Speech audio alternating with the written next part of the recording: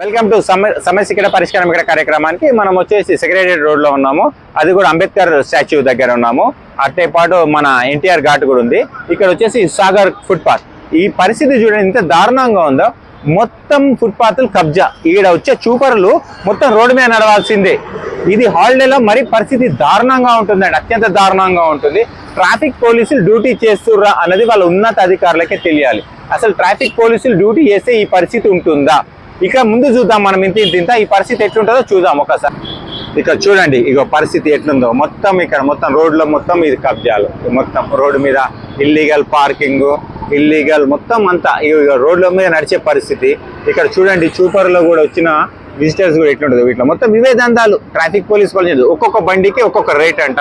ఇక్కడ రోజు సాయంత్రం కాగానే ట్రాఫిక్ పోలీసు వాళ్ళు వస్తారు. వాళ్ళకి కావాల్సింది ఎవ్రీడే తీసుకుంటారు, పోతారు. మళ్ళా ఇక్కడ ఉన్న షాప్స్ పెట్టుకున్న వాళ్ళ పరిస్థితి ఏంది? కనీసం ఇక్కడ షాప్స్ ఏర్పాటు చేసి హెచ్ఎండిఏకి ఆదాయం అన్న పెరుగుతుంది కదా, ఈ లంచాల వ్యవహారం తగ్గుతుంది కదా. ఇక చూడండి ఎట్లుందో పరిస్థితి. ఫ్యామిలీతో వచ్చిన వాళ్ళ పరిస్థితి ఏంది? ఒక నిమిషం.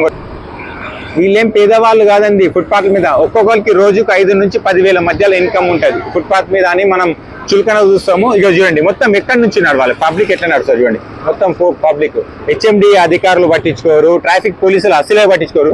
పక్కకే traffic police station, Saifabad traffic పోలీసులు. ఇక చూడండి ఒక్కొక్క బండికి ఒక్కొక్క రేటు. ఇక ఎక్కడ నడవాలి? ఇక్కడ అసలు జాగా ఉందా? ఇక్కడ ఖాళీ ప్లేస్ ఉందా? ఎట్లా నడుస్తారు? అసలు పోలీసులు డ్యూటీ చేస్తుర్రా? ఉన్నత అధికారుల పర్యవేక్షణ ఎక్కడుంది? అసలు ఉన్నత అధికారులు, ట్రాఫిక్ ఉన్నత అధికారులు పర్యవేక్షిస్తుర్రా? ఎవరు పర్యవేక్షిస్తున్నారు? నగరం పైన ప్రతి ఒక్కరు ఆంక్షలు పెడతారు. ఈ సీసీ కెమెరాలు అంటారు, ఏం లేవు. ఇక చూడండి పరిస్థితి ఎట్లా.